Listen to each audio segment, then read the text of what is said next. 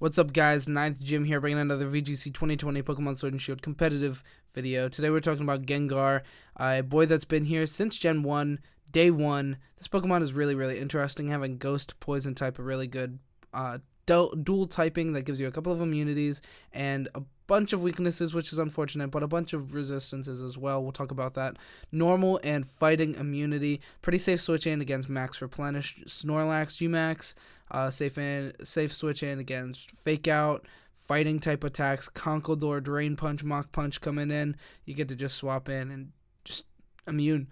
Doesn't even care about that, so that's pretty sweet. We have a couple of safe switch in options. We also have resistance to Grass and Poison, Bug and Fairy. Grass and Poison are dual or 4 times resistances, so we're only taking 0.25 times damage from those. So yeah, but we are pretty frail, so I still wouldn't want to just switch in and contest a lot of attacks, even if they're 1 times effective, like regular effective, or even I probably wouldn't want to switch into many resistances. However, we are pretty fast, so we can take an attack. We are Focus Sash though, so the resisting things are probably not that great. They'll knock off our Sash, and then they'll hit us with a 1 times effective or weakness, which we have a bunch. Ground weakness, psychic weakness, ghost, and dark weakness. A lot of weaknesses, and we don't really want to contest an attack and then get hit by something like that and then just die. So less of a safe switch in Pokemon. More, well, like, we have our immunities, normal and fighting. If you know those are coming in, that's a safe switch in. Otherwise, I would not want to switch in. I'd want to safely switch in with a Pokemon being knocked out and then go into this Pokemon. Anyway, let's talk about it a little bit more. So, ability, Cursed Body is okay. It's the only one we have access to, which is unfortunate. I believe it got Levitate in past gens, and it got Shadow Tag on the Max, or the Mega. Not Shadow Tag is not the right. Actually, is it? It has the ability of Shadow Tag. It just prevents your opponent from switching around, which was really good then. It would be great now if this Pokemon had that, but we don't have it, unfortunately, which sucks. But it's okay. Cursed Body's not great. It's not bad. Whenever a Pokemon hits it, you have a 30% chance of getting disabled. This goes pretty well with our Focus Sash, just being able to take that attack, potentially get it disabled, but a lot of the time they'll just kill us with something else, so it's not really a big deal. Stats. Pretty good stats across the board except for our bulk, but as far as offensive stats, really solid. Speed 110, really fast Pokemon. We have speed tiers as always, so I will go ahead and go over those in a bit here after the build. But 110's good. We outspeed a lot of stuff. It's on the same tier as Raichu, so if you feel like it, you can just go over and check the Raichu one. We have the same, pretty much identical speed tiers here, so you don't have to go around. But anyway, special attack 130 is very above average. That is really solid. 130, and to pair with such a good special attacking move pool, it's really solid. Our build is very basic. However, you can definitely switch around, even run choice specs potentially, or something like that, with a big diverse move pool. Pretty solid. That's another way of playing it if you wanted to. HP 60, not great. Defense 60, not great. Special defense 75, average, a little below average maybe. Not very bulky is what I'm saying. We're running Focus Sash so that we have that little bit of bulk, just being able to live an attack and then get out a couple of other things. But, we don't really want to take a lot of attacks. Yeah, at all. Anyway, I guess we'll go ahead onto our build here about 4 minutes in. Cursed Body ability. It's fine. It's all we have, so that's what we're using. Focus Sash item is good for this Pokemon. Not bulky, like I was saying. Focus Sash is very solid for that. Moves. We have Shadow Ball, Sludge Bomb. Both very strong stab moves, special attacking moves. Really good. Sludge Bomb and Shadow Ball are both very powerful. However, keep in mind Komodo. If you run into Komodo bulletproof, Shadow Ball and Sludge Bomb do nothing. So that's interesting. You're not going to run into Komodo. That's just silly. I just wanted to say it because it's cute.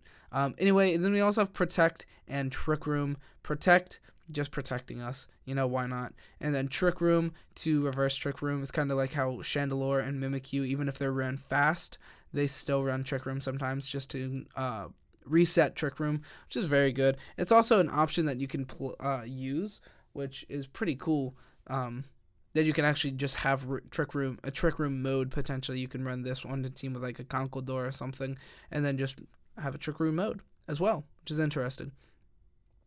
On to our other moves. We have a lot of good moves, actually. So as far as support moves go, we have access to Will-O-Wisp, Taunt, Imprison, Destiny Bond. That's kind of a damaging move as well, but not really. All very solid moves, actually. Will-O-Wisp is really good, obviously. We're in a very heavily physical attacking format. We also have Taunt, which is very good. We have a lot of really good taunt targets. Things like, Grimmsnarl is good. Pokemon Whimsicott. Togekiss is a good taunt target sometimes. There's a lot of good taunt targets. So yeah, that's pretty cool.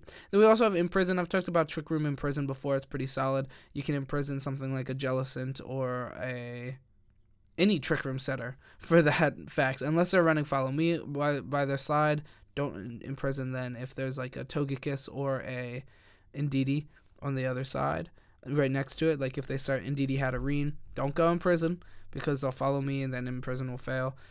So yeah. Then we have Destiny Bond. Destiny Bond being able to take down an opposing Pokemon that knocks us out. It's pretty sweet. I like it. I'm not running it, but I like it.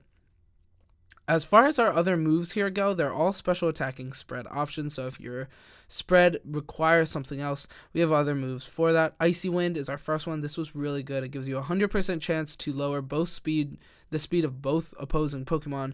That's really, really solid.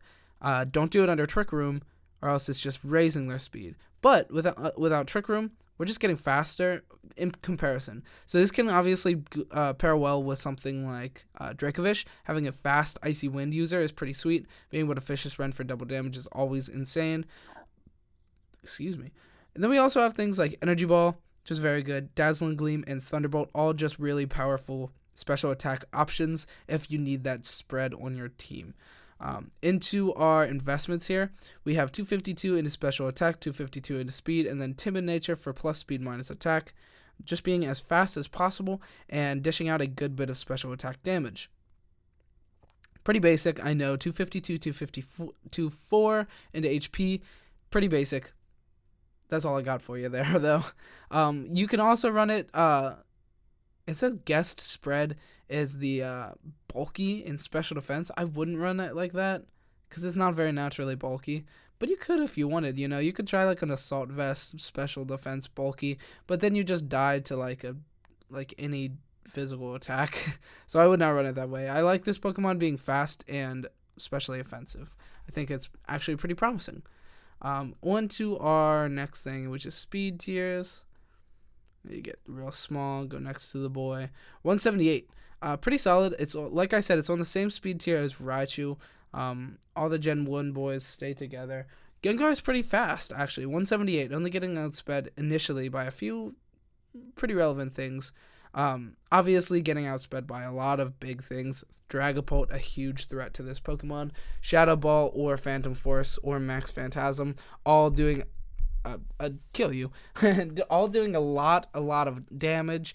All Dragapult being faster than Gengar, and that's unfortunate. It's something that we can't beat out, and that's probably a big reason to why this Pokemon didn't get to see a lot of play in this format. Unfortunately, just being able to get knocked out and so easily answered by Dragapult, which is one of the most used Pokemon, if not the most used Pokemon across the board. So that is unfortunate. We were also outsped, obviously, by all Unburdened Pokemon, all Swift Swim Pokemon. Pokemon like that are just meant to be fast. Most Scarf Pokemon, they all outspeed us. What are we going to say? Anyway, initially outspeeding us, Whimsicott, positive 252, max invested.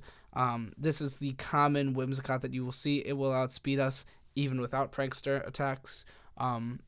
Obviously, Prankster attacks will outspeed us because of priority. That is Whimsicott's whole deal.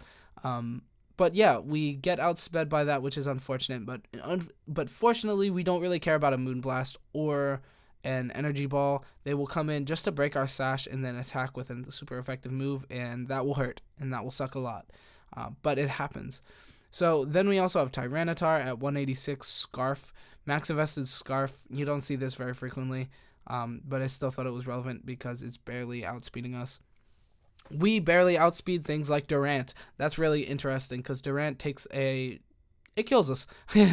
A lot of things will just kill us. We are very frail. So Gengar taking death to Durant, but we're outspeeding Durant, which is pretty sweet. So we can potentially get off like an icy wind, a sludge bomb, not sludge bomb onto the Durant. Don't sludge bomb Durant, guys. But Shadow Ball could do a good bit of damage and stuff like that. So it's not bad. We get to outspeed it. You can set Trick Room, which is pretty cool. Play your Trick Room mode potentially against Durant since he's so fast. That's the only reason. Anyways, yeah, so that's it for Durant, I guess.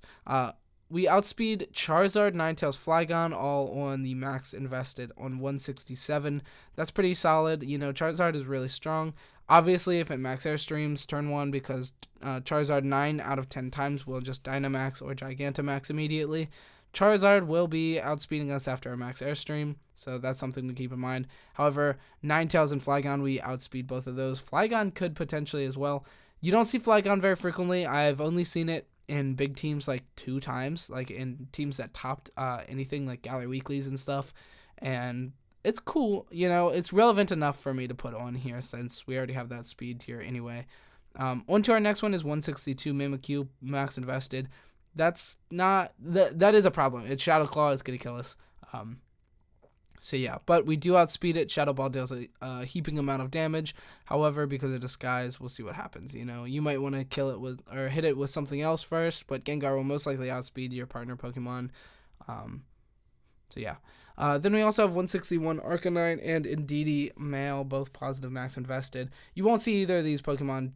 Well, you'll see Arcanine max invested into speed sometimes, but you won't see Indeedee male most of the time invested into speed. A lot of the time it is a Trick Room setter. Maybe. Actually, I never see Indeedee male, to be honest. I know it has Trick Room in Prison, which is sweet, and then, but you usually see female just because of Follow Me. So, but yeah, Arcanine will do a big amount of damage as well. We're pretty frail, so... on to our next slide here, we have our damage calcs, which I have a lot of them on Jellicent, and I'll explain this a little bit more. So first off, Durant, he kills us. That's pretty much all I'm saying. A lot of these calcs are or most of them, are Jellicent, and then the first one is Durant, because we're going to be seeing both of those teams a lot more frequently. The first place team had Jellicent, second place team had Jellicent, I think. Did it have Jellicent? Actually, I don't think it had Jellicent, but do I still have that tab open? I don't.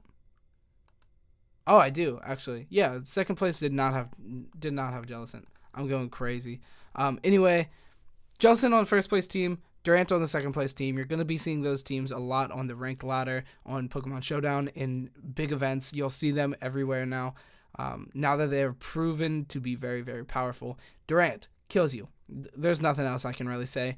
We have Focus Sash, but if it could max Rockfall in anticipation of Focus Sash and then knocking off the Sash and then killing us at the end of the turn.